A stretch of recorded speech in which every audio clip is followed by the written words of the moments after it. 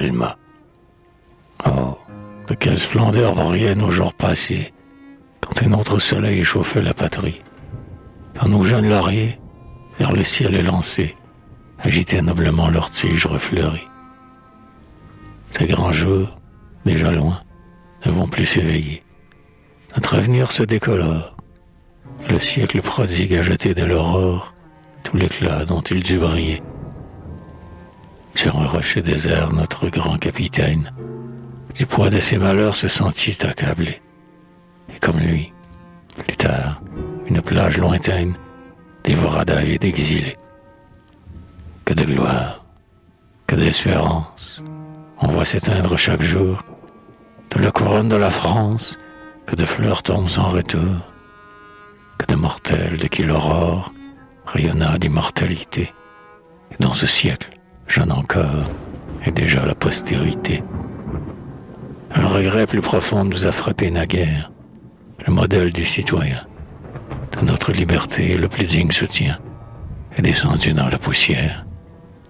Mais encore une fois le sol s'est divisé. C'est une autre fosse qu'on ouvre, près de la terre qui le couvre. Un nouveau tombeau s'est creusé. Qu'attend-il?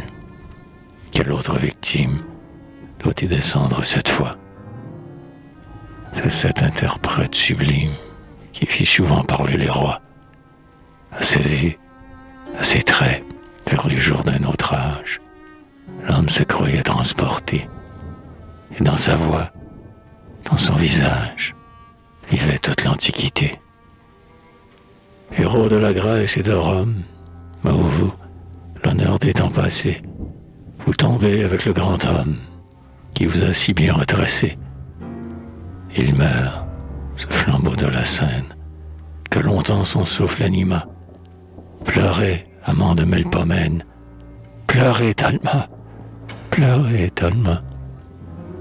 Ah, chargé de lauriers, la terre n'orgueille, des lauriers encore, français, la gloire et le génie, père d'un bien riche trésor.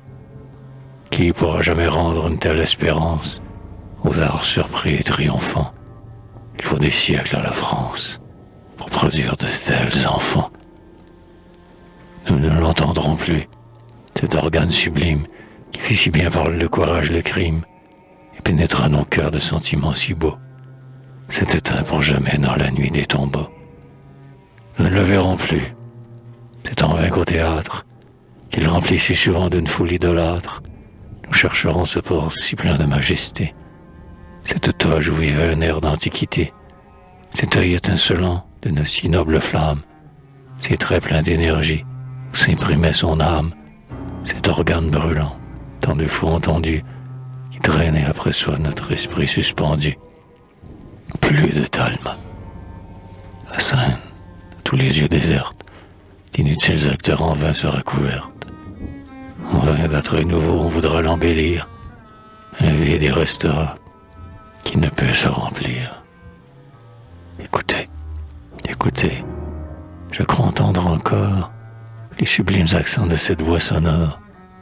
Ici Brutus, aux yeux du public transporté, parle de la patrie et de la liberté.